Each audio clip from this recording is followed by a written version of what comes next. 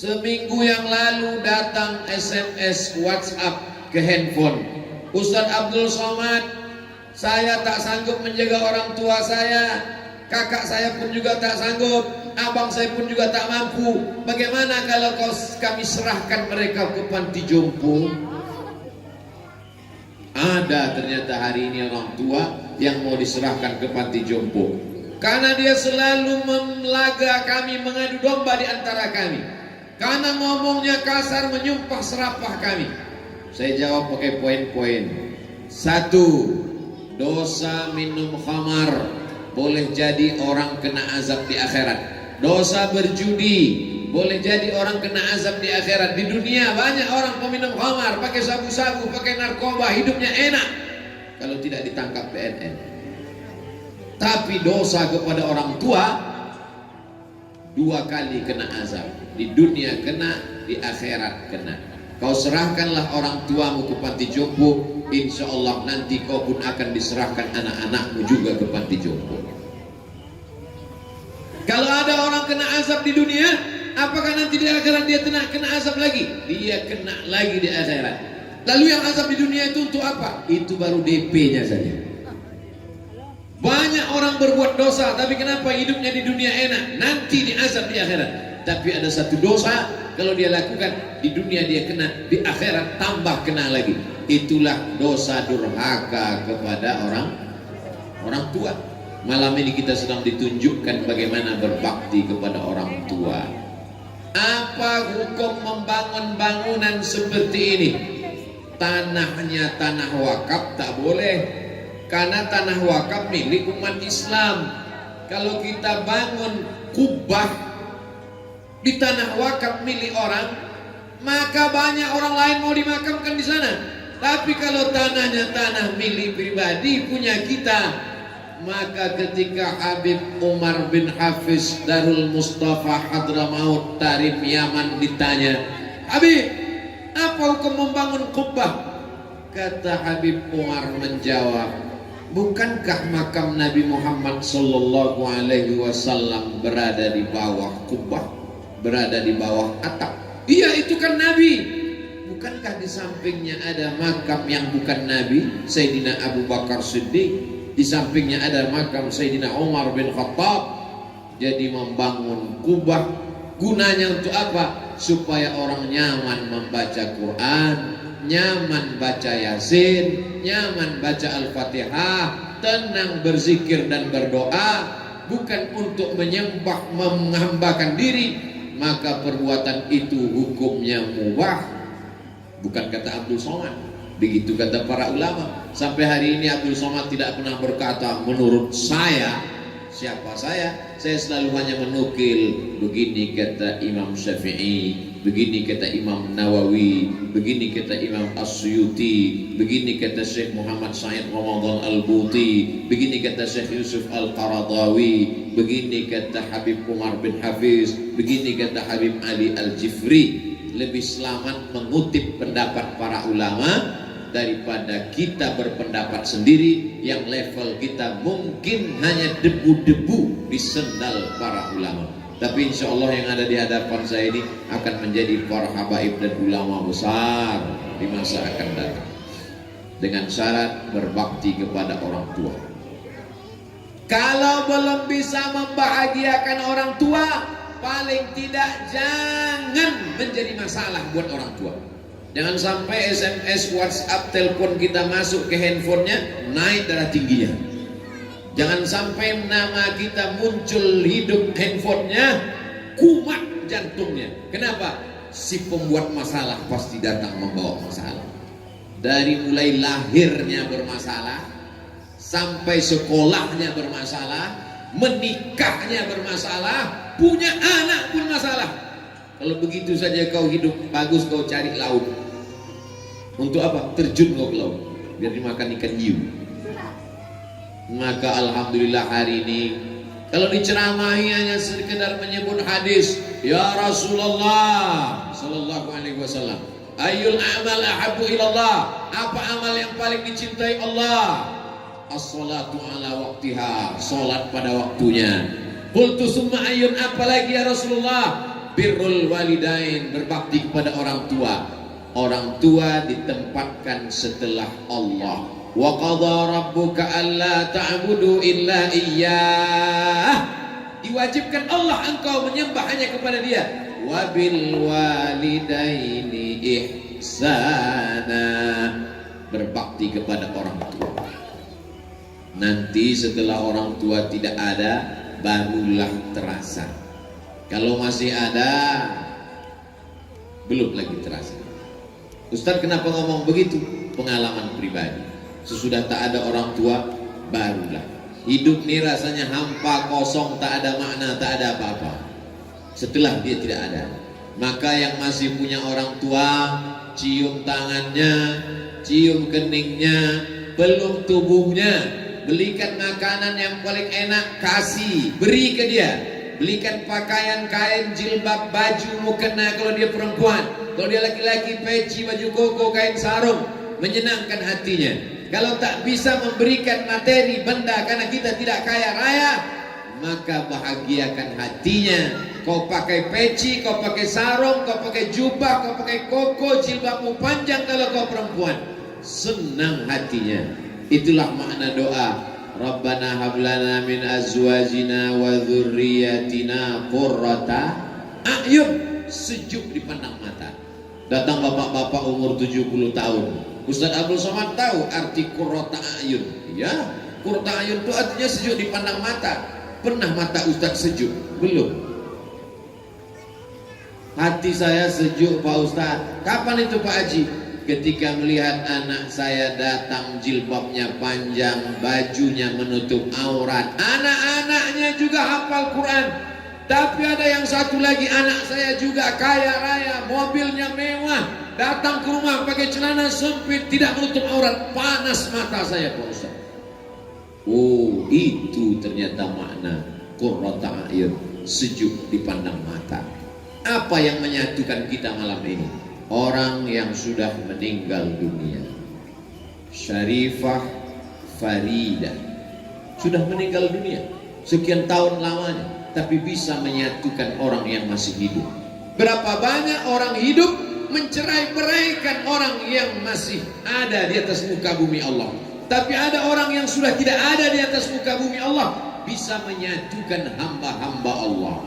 Mudah-mudahan kita pun juga nanti begitu. Sesudah kita meninggal dunia, anak cucu kita berkumpul mendoakan kita. Saya berharap kalau saya mati, anak cucu saya berkumpul seperti malam ini mendoakan almarhum Abdul Somad. Saya datang kemari tidak memberikan pelajaran, tapi mengambil pelajaran. Pelajaran itu saya ceritakan supaya menjadi iktibar pelajaran untuk diri Abdul Somad sendiri. Oh, ternyata begini membahagiakan almarhumah, menyenangkan almarhum. Mudah-mudahan anak-anak kita juga punya cita-cita. Tidak bisa anak-anak ini hanya diceramahi.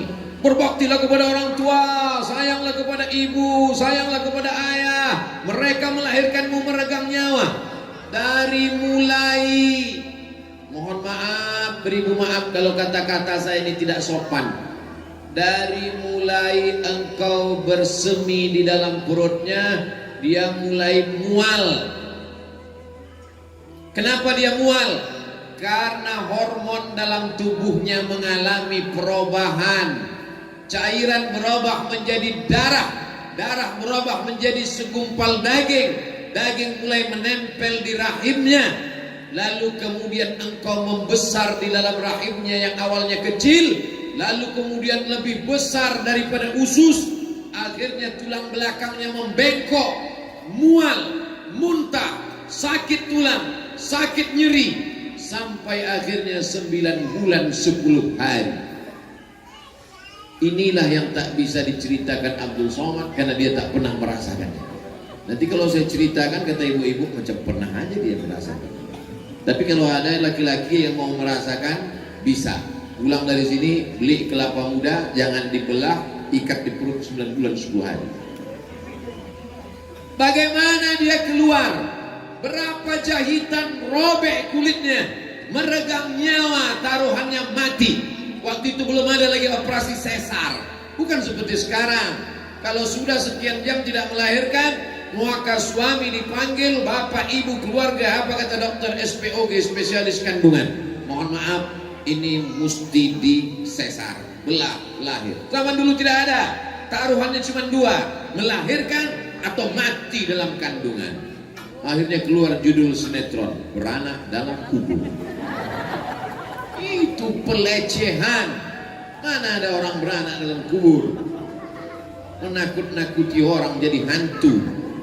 Orang yang meninggal dalam keadaan mengandung, matinya mati syahid. Apa makna mati syahid? Syahid artinya dia syahid melihat tempatnya di dalam surga. Sebelum dia mati meninggal, malaikat mengepakkan sayapnya. Inilah tempat engkau nanti. Kita, jangankan tempat kita di surga, tempat saya ceramah besok subuh pun saya tak tahu tadi mana. Baru sekedar dapat jadwal saja. Tempat pesawat apa untuk pulang hari Kamis pagi pun tak tahu tahsidnya nomor berapa. Tapi orang yang mati syahid karena mengandung, maka dia melihat tempatnya di surga. Syahid bermakna syahid, mashhud. Dia dipersaksikan oleh para malaikat. Mudah-mudahan ibu-ibu, saudari-saudari kita yang meninggal dalam keadaan mengandung menjadi orang yang syahid dan bisa memberikan pertolongan nanti kepada kita di hadapan Allah Subhanahu wa taala. Meninggal anaknya yang dikandung 9 bulan 10 hari, dilahirkan meregang nyawa, mati menghadap Allah Subhanahu wa taala. Anak itu tak berdosa. Lalu diperintahkan Allah anak itu supaya masuklah kalian ke surga wahai anak-anak. Apa kata anak itu? Dia tarik ujung jubah ibunya. Aku hanya mau masuk surga bersama ibu yang pernah mengandung dan melahirkanku. Anak-anak kecil bisa memberikan syafaat, tapi dengan syarat dan ketentuan berlaku. Ibunya juga pakai hijab, sholat, bukan ibunya pakai rok pendek TikTok ditarik masuk surga. Ini semua perlu dipahamkan bahwa menjadi perempuan suatu kehormatan. Ya Rasulullah, man ahaqqun nas bi husni suhbati? Siapa orang yang paling layak menerima baktiku? Ummuka, ibumu. Summa man, siapa lagi? Ummuka, ibumu. Summa man, siapa lagi? Ummuka, ibumu. Barulah bapak. Ibu dapat 3. Ibu mengandung, ibu melahirkan, ibu menyusukan. Itu mengapa ibu dapat 3. Kami yang laki-laki cuma dapat 1 saja. Saya sudah bolak-balik mencari dalil gimana caranya supaya saya dapat 3 juga, supaya saya bisa menasihati anak saya, kau mesti berbakti kepadaku, berbakti kepadaku, berbakti kepadaku. Tapi belum pernah saya sampaikan. Saya takut dia nanya dalilnya. Beruntung tak jadi ibu-ibu. Beruntung. Maka ibu kalau mau anaknya berbakti kepada orang tua, tanya keluarga almarhumah Syarifah Faridah bagaimana mendidik anak supaya berbakti kepada orang tua. Berapa banyak hari ini ibu-ibu ngasih uang ke anaknya, tolong belikan mie ayam. Begitu anaknya pulang sampai sholat subuh, jangankan mie ayam, mie instan pun tak dia bawa. Duitnya dari ibu, ibu masih hidup, tapi dia sudah lupa kepada ibu. Tapi malam ini kita dipersaksikan sudah meninggal dunia sekian tahun, masih ingat dengan almarhumah ibu. Bagaimana caranya membuat anak ini bisa ingat? Mengalir darah ibu dalam badan anak ibu. Dari mana Ustaz tahu darah ibu mengalir di badan anak? Karena ibu menyusukan anak. Haulaini kamilaini liman arada ayyutim marradha'ah. 2 tahun menyusukan anak. Susukan anak Anda 6 bulan. Didiskon oleh Dinas Kesehatan. Ustaz tahu dari mana? Saya dengar radio RRI. Susukan anak Anda 6 bulan, ASI eksklusif. Tulangnya akan kuat, selamat dari osteoporosis. Otaknya akan cerdas dan dia aman karena imunnya kuat. Hubungan emosional anak yang disusukan ibunya lebih kuat. Jangan sampai anak ibu pulang ke rumah tidak memeluk ibu, tapi memeluk kaleng, karena dia minum susu. Masih syukur dia minum susu kaleng. Kalau dia pulang meluk kambing, gara-gara minum susu.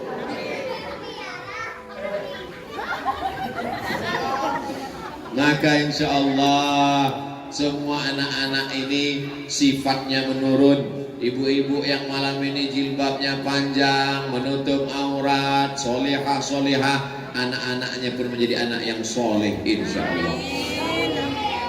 Saya biasanya kalau bercerita tentang ibu tak tahan saya mengenang almarhumah ibu saya melelehkan air mata. Tapi malam ini saya kuat karena kalau saya menangis, jamaah menangis, tak jadi kita pengajian. Sampai hari ini tidak pernah absen setiap malam Jumat baca surat Al-Kahfi, baca Yasin, baca Al-Fatihah. Ya Allah, sampaikanlah pahala bacaanku ini kepada almarhumah. Setiap teringat, setiap rindu. Bulan ini masih ada kopernya lagi saya simpan. Di dalam itu pakaiannya, jilbabnya, kainnya, bajunya, mukenanya. Kalau rindu saya cium, terobati rasa hati saya. Hari ini yang masih punya ibu dia anggap itu biasa saja. Tapi nanti ketika ibumu meninggal, barulah kau menangis dan berkata, betul kata Ustaz Abdul Somad. Pret. Dulu waktu dia ada kau tak percaya. Sekarang sudah meninggal baru kau percaya. Malam ini kita sedang memperbaharui lagi cinta kita kepada orang tua. Kalau setelah pengajian malam ini, besok pagi anak-anak cium tangan ibu, dia peluk ibu, dia taat sama ibu, dia sayang sama ibu, berarti berhasil tausiah Abdul Somad malam ini. Tapi kalau tak ada perubahan, berarti kita gagal. Yang gagal bukan kita Pak Ustadz, Ustadz yang gagal. Lihatlah saya gagal tak apa-apa. Tapi insya Allah harapan saya tak banyak, supaya kita menjadi orang-orang yang berbakti kepada orang tua. Habis satu pelajaran. Pelajaran yang pertama. Pelajaran yang kedua, apa tadi kata Habib Umar? Ustaz Abdul Somad, hidup ini singkat. Saya ingin di sebelah kanan saya anak yatim, di sebelah kiri saya penghafal Quran. Itu ucapan beliau tadi di dalam. Maka pas keluar pintu saya tengok yang sebelah kanan mana, yang sebelah kiri mana. Habib Umar ingin beliau keluar rumah, sebelah kanan melihat anak yatim, sebelah kiri melihat penghafal Quran. Alhamdulillah terwujud anak-anak para penghafal Quran. Ana wa kafilul yatim, aku dan orang yang menyantuni anak yatim, kahataini seperti ini fil jannah dalam surga. Lalu Nabi menunjuk as-sababah jari telunjuk, wal wusta jari tengah, wa farraja bainahuma, dijarangkan Allah antara keduanya. Beginilah dekatnya kita nanti dengan Nabi Muhammad sallallahu alaihi wasallam. Pak Ustaz, kita kan ramai, gimana kita mau dekat dengan Nabi? Dekatnya apalagi begini, berapa senti lah ini? Hanya 2-3 senti. Tolong jangan dipoto, jangan dipotong, nanti dipakai untuk alat kampanye pilpres, pilkada, pilgub, pileg. Jelaskan itu nanti kalau ada apa-apa. Itu ceramah Ustaz Abdul Somad waktu di Samarinda. Tentu seperti nonton sepak bola, sesuai dengan harga tiket. Kalau tiketnya VVIP, kursinya di samping tanah lapang sepak bola, jangankan pemain sepak bola, jangankan bola, bulu kaki pemain bola pun nampak saking dekat. Tapi kalau tiketnya tiket ekonomi dari luar stadion, nonton pakai layar tancap. Kadang-kadang bolanya bulat, kadang-kadang lonjong, dihembus angin melayang sekalian. Ara'aital ladzi yukadzibu biddin, tahukah kamu siapa itu orang yang mendustakan agama? Orang yang mendustakan agama bukan orang mengolok-olok agama. Orang yang mendustakan agama bukan orang yang enggak sholat. Orang yang mendustakan agama bukan orang yang homoseksual, LGBT. Orang yang mendustakan agama, apa kata Allah? Fadzalikal ladzi yad'ul, orang yang menyia-nyiakan anak yatim. Tapi di sini anak yatim luar biasa, disediakan kamar pakai AC. Masya Allah, tabarakallah. Kita di sini pakai AC juga, angin cepat. dimuliakan anak yatim, dihormati. Hari ini ada orang yang menganiaya anak yatim. Anak yatim tidak bisa bayar uang sekolah 3 bulan, diusir, tidak boleh ikut ujian. Anak yatim disepelekan, diremeh-temehkan. Saya nanya ke mantan anak yatim, maksudnya dia sudah akil balik, sudah dewasa, sudah kerja, sudah punya anak istri. Bapak selama jadi anak yatim apa yang paling menyedihkan? Yang paling menyedihkan Pak Ustadz, ketika mau bulan puasa dipanggil di masjid, dipajang di depan orang banyak, dikasih duit 20.000, malunya minta ampun. Malam ini kita sedang diajarkan cara memuliakan anak yatim, sekolahkan gratis, kasih kamar pakai AC, didik pendidikan SD, SMP, SMA, aliyah, kuliah, sampai dia menjadi orang yang berhasil. Dokter yatim, polisi yatim, tentara yatim, nanti ke depan dia pula yang akan menyantuni anak-anak yatim, dan pahalanya mengalir kepada orang yang awal mengajarkan dia. Man sanna fil islami sunnatan hasanatan, siapa yang mengajarkan tradisi yang baik, dia dapat pahalanya. Wa ajru man amila biha min ba'di, orang yang meneruskannya setelah dia meninggal dunia, pahalanya tetap mengalir. Sampai kapan? Sampai malaikat meniupkan sangkakala, hancur semesta alam. Disitulah baru putus pahalanya, dan di surga dia akan mendapatkan tempat paling dekat, aqrabu majlisan, majlisnya paling dekat dengan Sayyidina wa Maulana Muhammad sallallahu alaihi wasallam. Pak Ustadz, kami nggak punya uang, banyak-banyak sholawat. Allahumma sholli ala Sayyidina Muhammad wa ala ali Sayyidina Muhammad. Allahumma sholli ala Sayyidina Muhammad wa ala ali Sayyidina Muhammad. Sholawat pun nggak bisa juga Pak Ustadz, mati aja. Disuruh sedekah anak yatim tak bisa, disuruh bersolawat tak mau. Yang paling ringan amalan adalah bersolawat. Itulah adilnya Allah. Innallaha wa malaikatahu yusalluna 'alan nabi ya ayyuhalladzina amanu sallu 'alaihi wa sallimu taslima. Ucapkan salawat, Allahumma sholli ala sayyidina Muhammad. Ucapkan salam, assalamu alayka ya Rasulullah, assalamu alayka ya Habibullah, assalamu alayka ya Nabi Allah. Bisa 1, 2, alhamdulillah. Saya tidak kaya Pak Ustadz, uang tidak banyak. Pergi ke panti asuhan yatim, bawa anak ke tepi pantai, bagus. Pas nunjuk ke sana, datang wakil gubernur. Kita lanjutkan setelah iklan berikut ini.